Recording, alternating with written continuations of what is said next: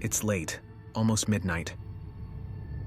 The workday has been long and exhausting. I walk through the deserted corridors of my office, the sound of my footsteps echoing against the silent walls. I think about the comfort of my bed, the warmth of my apartment, far from the coldness of these empty offices. I finally arrive at the underground parking lot. The lighting is weak, creating dancing shadows on the concrete walls. A shiver runs through me. It's always a bit scary here, especially at night. I activate my car key remotely, its reassuring beep piercing the silence. As I approach my car, I notice something unusual. A piece of paper is stuck under the windshield wiper. Intrigued, I take it. It's a handwritten note with a trembling hand. "Be careful, it's dangerous to go home so late." My heart races. Who wrote this? Why? I look around me, but there's no one. I tell myself it's probably a bad joke from a colleague. I get into my car, trying to chase away the rising anxiety. But something is not right. I don't feel alone, as if someone, or something, is with me, hidden in the shadows. I start the car, the headlights illuminating the parking lot. I see my reflection in the rearview mirror, my pale face betraying my worry.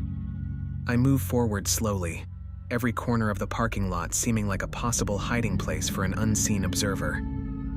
As I'm about to leave the parking lot, I hear a noise, like a creaking. I stop to listen more attentively. Nothing. I convince myself it's just the wind or the aging building, but the noise resumes, closer. The sound of footsteps? I can't ignore it. My heart beats wildly. I get out of the car, my phone's flashlight in hand. "Is anyone there?" I ask in a firm tone. No answer.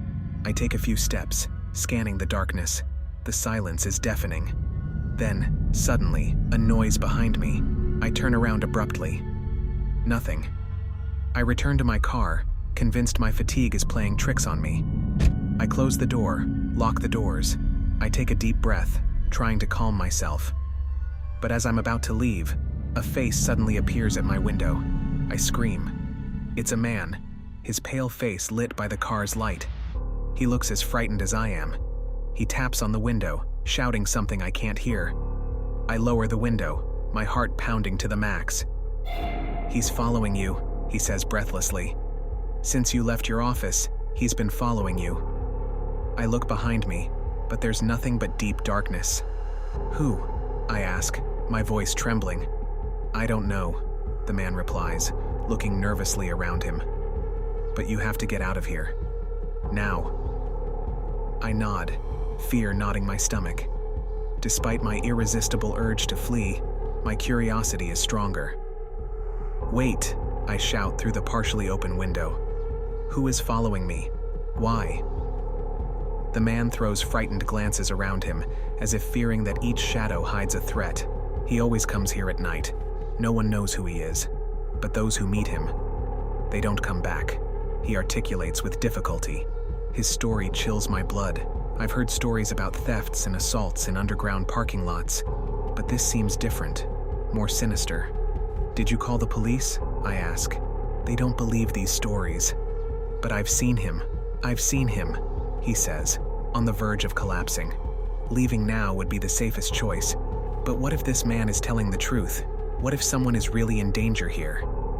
I decide to take a quick tour of the parking lot. "Stay here, I'll be back," I say, trying to mask my anxiety. I drive slowly, scrutinizing every dark corner, every parked car. The parking lot is silent, except for the faint buzzing of the fluorescent lights. Suddenly, at the other end of the parking lot, I see a silhouette standing out from the darkness. It stands still, facing a wall. My instinct screams at me to turn around, to flee, but I'm paralyzed by curiosity. "Excuse me?" I murmur, my voice choked with fear. The silhouette doesn't move. It's tall, dressed in black, its head oddly tilted. "Excuse me?" I repeat, a little louder this time. Suddenly, the silhouette turns. Its face is hidden in the shadow, but I feel its piercing gaze fixed on me. A shiver runs through me. I am paralyzed, my mind screaming to back away, to get away from this menacing presence. But before I can react, The silhouette advances towards me. Each step echoes in the silent parking lot. I hurry back to my car. The other man has completely disappeared. I hear the silhouette accelerating, running as fast as I am. I get into my car and press the accelerator. Finally, I reach the exit of the parking lot, the streetlight illuminating my sweat-drenched face. I stop for a moment, catching my breath, realizing that the silhouette hasn't followed me outside. I take one last look at the underground parking lot, this dark pit from which I've just escaped. My heart is still racing, but a wave of relief washes over me. I drive away, leaving behind the shadows and secrets of the underground parking lot. I have never dared to enter it again since that day.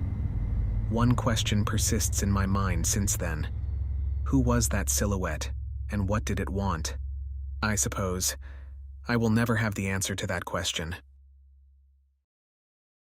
The evening had begun in a rather banal fashion.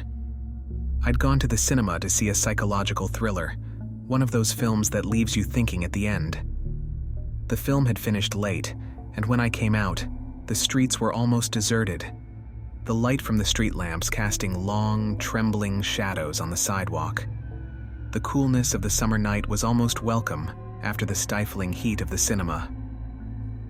I headed for the underground parking lot where I'd parked my bike.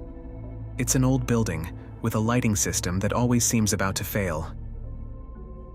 The lights flicker and zap the darkness with unpredictable flashes, which doesn't really help to make you feel safe. As I descended the steps to the level where I'd parked my bike, I began to hear voices.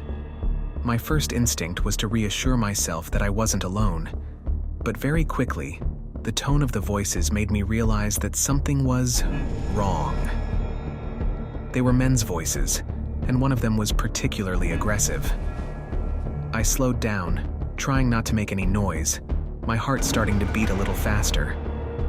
Almost to my bike, I hid behind a pillar to see better without being seen.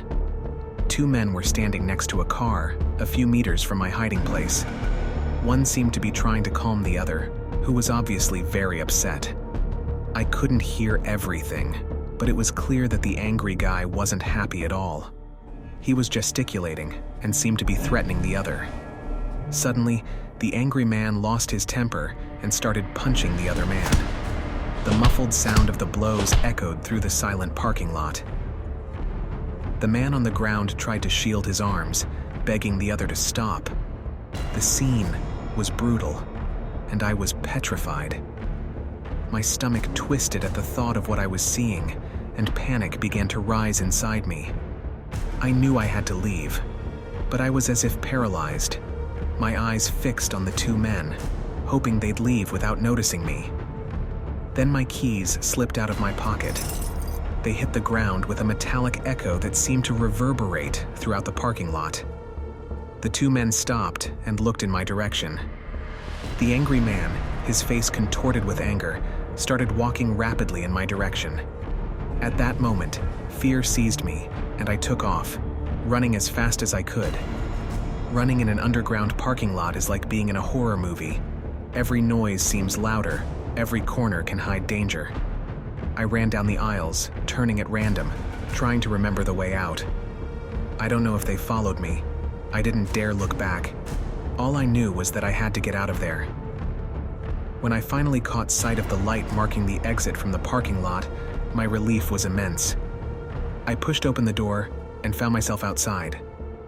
I didn't stop running until I'd put several blocks between me and the parking lot. For the next few days, I couldn't stop thinking about that night. Who were those men? What was really going on? Were they still there? It took me a few days before I went to collect my bike, accompanied by two friends to make sure. There it was, untouched, as if nothing had happened. But something had changed for me. Every time I pass an underground parking lot now, I can't help but feel watched.